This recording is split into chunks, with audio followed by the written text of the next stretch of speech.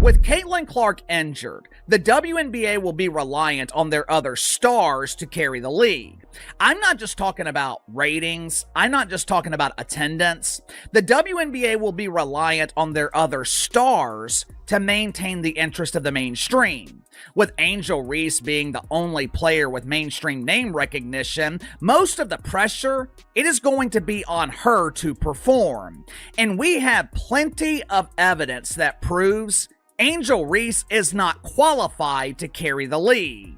Okay, this is wild. Caitlin Clark's season just ended in the most heartbreaking way. And believe it or not, this time we can't blame bad luck or even just typical injuries. No, the whole time the shadow of Angel Reese's jealousy has been hanging over everything, totally fueling unnecessary drama, some really dangerous physical play, and honestly, just an ugly environment that pushed Clark's body way past its breaking point. Think about it, a quad strain in May, then growing problems in June and July, and finally a bone bruise in August. It was one brutal blow after another, and while the league should have been protecting its brightest star, Reese and her complete obsession with taking Clark down just became this out-of-control sideshow that spiraled into a total disaster. Now, the fallout isn't just a personal tragedy for Clark, it's a league-wide catastrophe. Fans are done, and no matter how much Reese might think she's the star, this whole mess proves it, and Angel Reese's response? Crickets.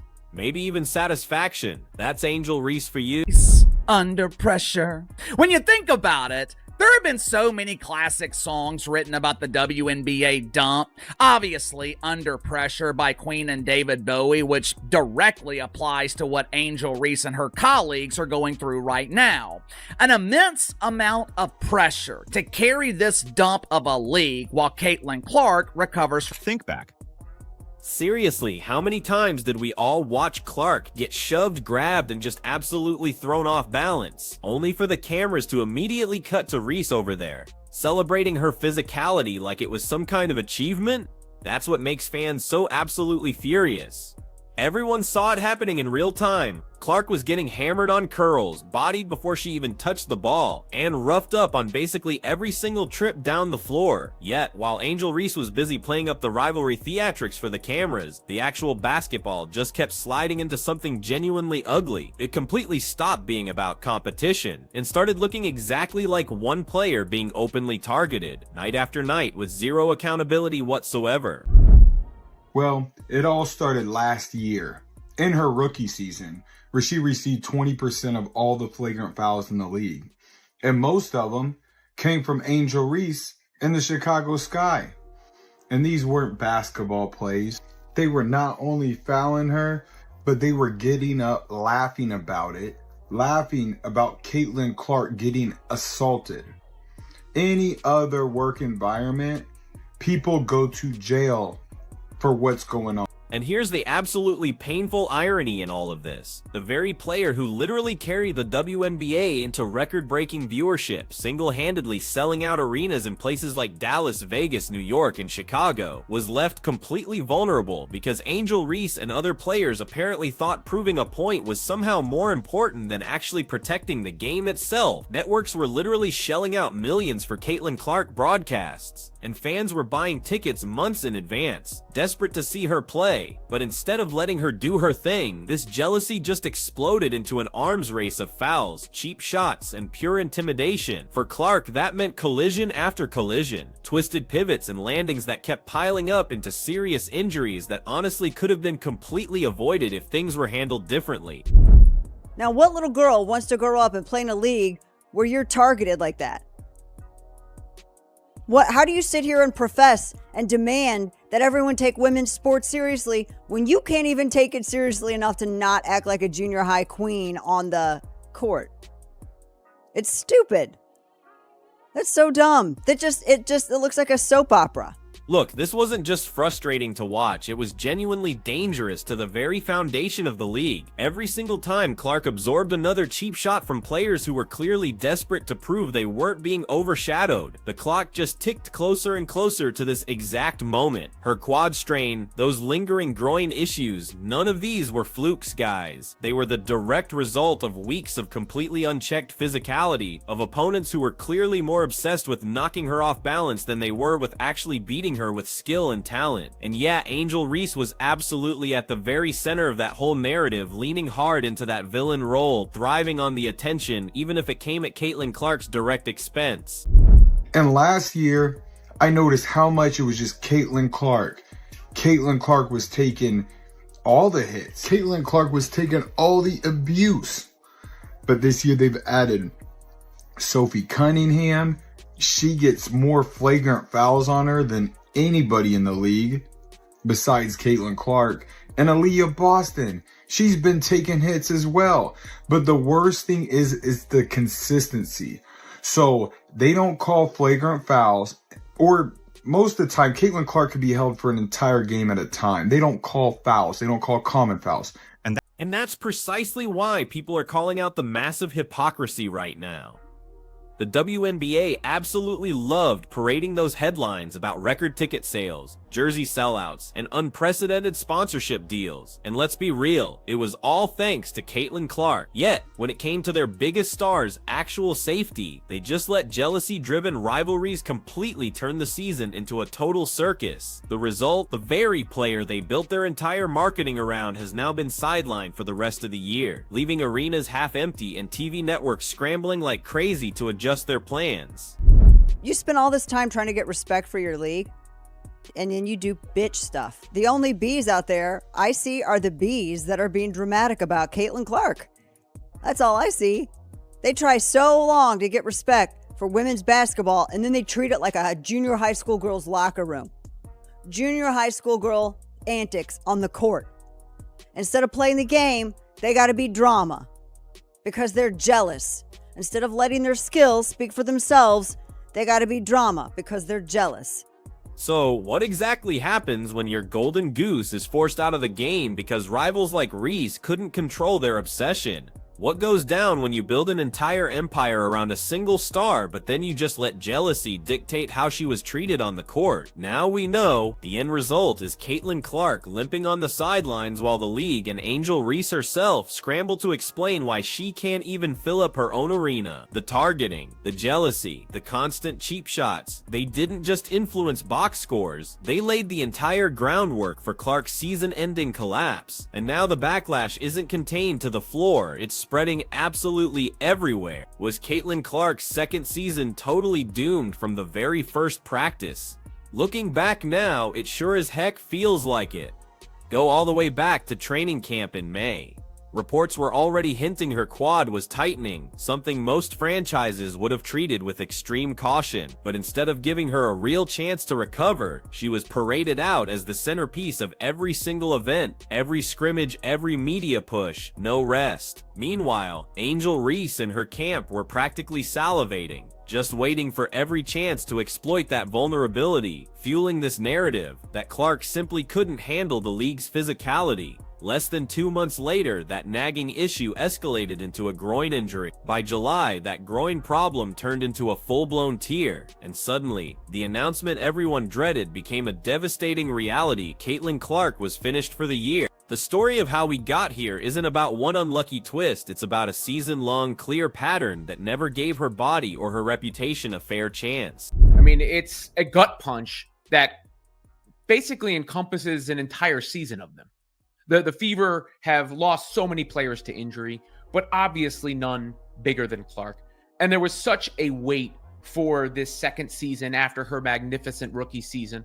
And then, you know, the anticipation of her possibly coming back, only for that not to happen, takes a lot of air out of the room, obviously takes a lot of energy out of the fans, and is a devastating blow for not just the Fever and the WNBA. The frustrating part? Let's be clear, Clark never actually had a sustained stretch where she was fully healthy. At least 3 separate times she was officially listed as day-to-day, and every single time the word precautionary was dangled around like some kind of magic shield. But what precautionary truly meant in practice was Clark rushing through quick treatments, strapping on tape, and then being sent right back into the fire the very same weekend. To fans, it felt like watching someone desperately try to sprint with one leg while officials and rivals, and yes, Reese included, just stood back pretending everything was absolutely fine. Clark, a two-time All-Star and the 2024 WNBA Rookie of the Year, has been sidelined suffering a right groin injury during the Fever's 87-77 win over the Connecticut Sun on July 15th. If you guys remember that game, Caitlin Clark put the team on her back in the winding minutes to give the Indiana Fever that lead. Clark also suffered a bone bruise at a later date during her recovery process. And that, right there, is where the mismanagement and the targeting just violently collide. Anyone who actually follows sports knows this. If you don't let injuries heal properly, they just compound. And the truth is, Clark didn't just have to battle through back-to-backs and cross-country travel. She had to endure a constant spotlight of brutal physical punishment from what were clearly jealous opponents. Coaches saw it happening. Her burst wasn't there. Her drives completely lacked their usual pop. Her cuts came up short, and yet she kept logging heavy minutes. The medical staff's primary responsibility should have been to protect her, even if she insisted on playing. Instead, they left her completely exposed, with players like Reese practically celebrating every hard foul or cheap bump as if it were some kind of moral victory. Caitlin has worked so hard throughout this time, doing everything possible to recover and return to the court, but ultimately, time is not on our side, said Indiana Fever COO and GM Amber Cox. While we will continue working with Caitlin and provide her with every resource we have available, there is not enough time left in our season for her to safely return, and her long-term health and well-being remains our top priority. We are looking forward to having her back at full strength to start the 2026 season. Clark appeared in 13 games during the regular season, averaging 16.5 points, 8.8 assists, and 5 rebounds per game, while helping lead the team to the 2025 WNBA Commissioner's Cup title. So what was prioritized? It boils down to a painful choice here: her health or the massive revenue tied to her name. The answer, tragically, seems painfully obvious. The Fever absolutely needed her to pack those arenas. The WNBA needed her to keep their television numbers afloat, plain and simple, and rivals like Angel Reese? They practically needed her on the floor because the only way their personal brands gained any real traction was directly through Clark's spotlight. Nobody, and I mean nobody, pumped the brakes when the glaring warning signs flashed. Nobody even asked whether dragging her out night after night was sustainable in the long run. And the result? Caitlin Clark didn't go down from some random accident. She unraveled after just 13 games in a season-long spiral of overuse, cheap shots, and totally jealousy-fueled targeting. And this is what Caitlin wrote. I had hoped to share a better update, but I will not be returning to play this season. I spent hours in the gym every day with the singular goal of getting back out there. Disappointed isn't a big enough word to describe how I am feeling. I want to thank everyone who had my back through all the uncertainty. This has been incredibly frustrating, but even in the bad, there is good. The way fans continue to show up for me in the Fever brought me so much joy and important perspective. I'm so proud of how this team has only gotten stronger through the adversity this year.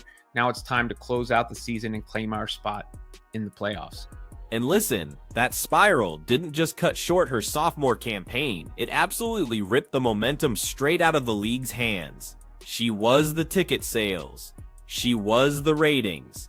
She was the Mert. Every extra bump she took, every foul that went uncalled, every single time Reese and others treated her like a piñata instead of a peer, it chipped away at both her body and the league's credibility. By failing to protect her, they didn't just risk one season, they jeopardized the entire growth spurt women's basketball had been begging for. And then, the moment Angel Reese opened her mouth after Caitlin Clark's season-ending announcement, fans instantly realized something was completely wrong. Here was a supposed rising star facing the league's biggest player health disaster in years, and instead of showing even an ounce of empathy or respect, she used it as yet another excuse to elevate herself. Her words didn't sound like support for a fallen competitor. They sounded exactly like jealousy dressed up as confidence. And that, my friends, is precisely why so many fans turned on her immediately. My inside sources are telling me that Mama Reese demands free tickets. The Chicago Bravado, they happily oblige because they're also giving away free tickets to the other dozen or so people that show up to the arena. That disconnect, That's what truly stunned. Clark went from literally carrying the entire league with record-breaking ratings to sitting on the injury list for months on end. And instead of acknowledging what Clark had endured, Reese chose to pivot right back to the same tired talking points about her own impact and how the WNBA didn't need to lean on just one player. But honestly, fans could see right through it. Everyone knew Clark was the undeniable reason arenas were packed, jerseys were flying off shelves, and casual viewers were actually tuning in. Reese pretending otherwise came off not just tone deaf, but completely bitter. Angel Reese is now quoted as saying, "I'll look back in 20 years and be like, yeah, the reason why we're watching women's basketball is not just because of one person." She refuses to say Caitlin Clark's name. "It's because of me too, and I want you to realize that." It's even more insulting when you actually consider how much Reese has directly benefited from Clark's rise.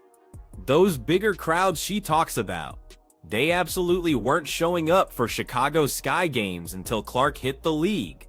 Those TV ratings Reese constantly points to, they only spiked when Indiana Fever games headlined the schedule. Yet, here was Reese, celebrating the growth Clark created while completely dismissing the very player who built it from the ground up. She got to enjoy the spotlight without paying the brutal physical price of being targeted, shoved, and battered every single possession like Clark was. And when Clark finally broke down, Reese's first instinct was, you guessed it, to talk about herself.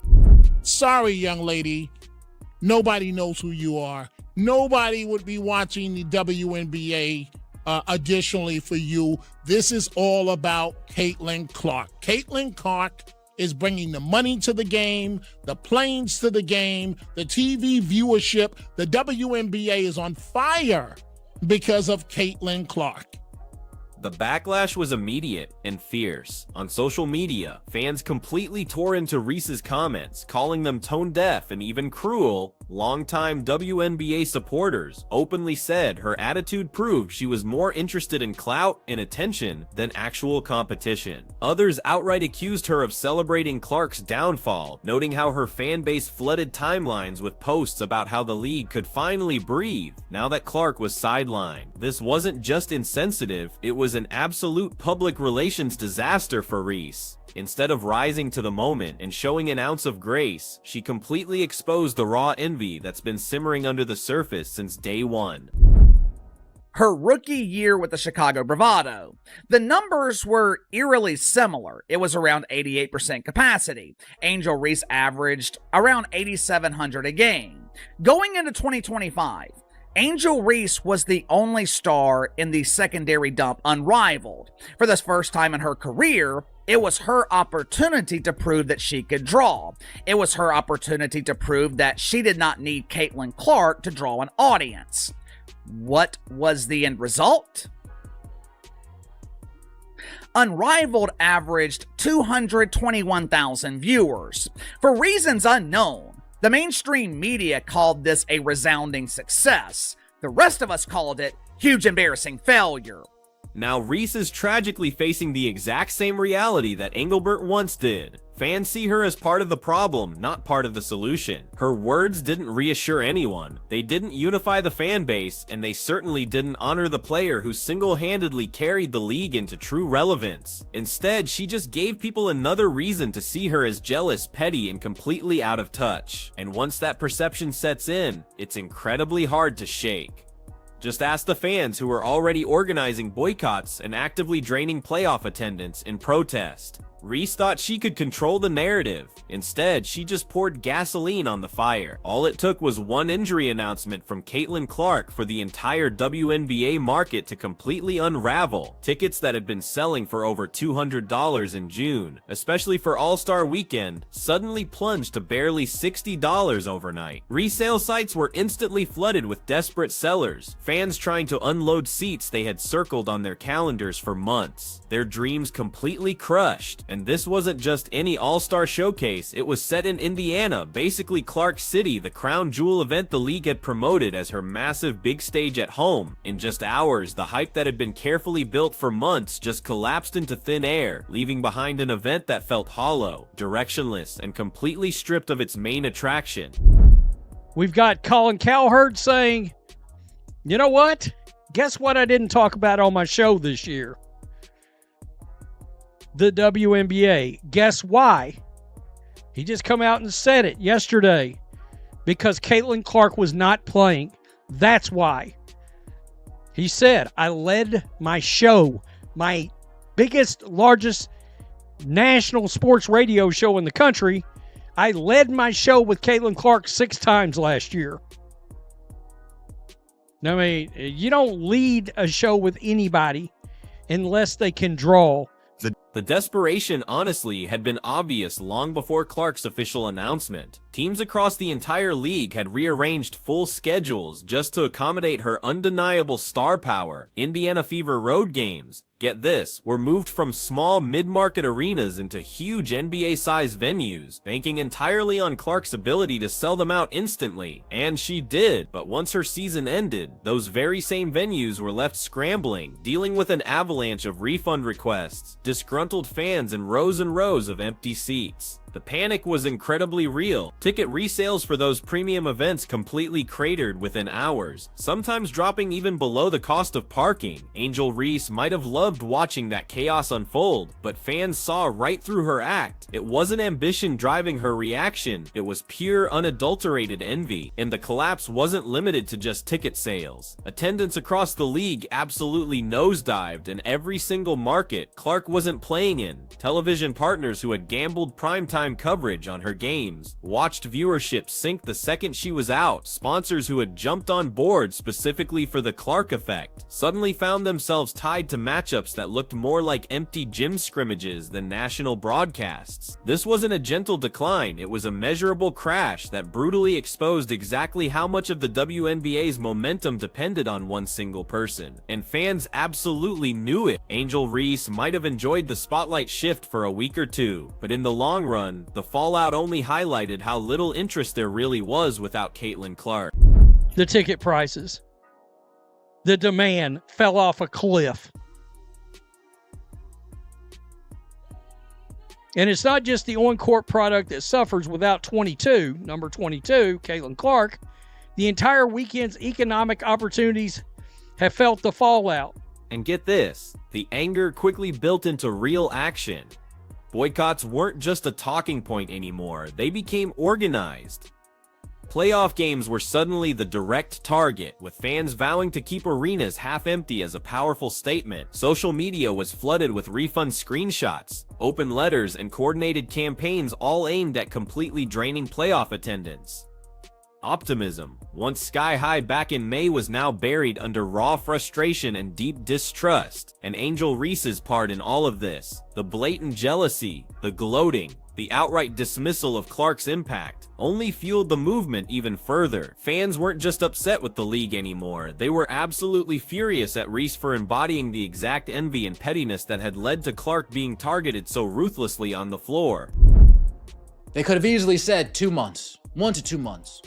Be evaluated in the next 6 weeks. Instead, they played this day-to-day, game-time decision, probable, questionable nonsense for the last 8 weeks. And that is why fans are so pissed off for the most part. I'm not going to speak for everybody, but I know if they were upfront and didn't BS us, people wouldn't be that angry at the organization, at least not as angry as they are now. So, Caitlin Clark's season didn't just collapse because of injuries, plain and simple. It collapsed because the league absolutely refused to protect her, and in doing so, they completely broke the trust of the very fans who were keeping them alive. That right there is the real lasting damage here. Fans don't want hollow statements, they want true accountability, significantly better officiating, and a commissioner who is actually willing to stand up for players. Without that, these boycotts will gut the playoffs before they even begin. Still, the Fever aren't done, guys. Kelsey Mitchell is out there competing every single night. Aaliyah Boston's leadership is growing stronger. Lexi Hall keeps grinding hard. And seriously, don't forget, Clark will come back stronger into. Let us know down in the comments below if you think the WNBA is ultimately to blame for this entire mess. Like, subscribe, and definitely turn on all notifications so you never miss out. Click the video on the screen, and we will see you in the next one.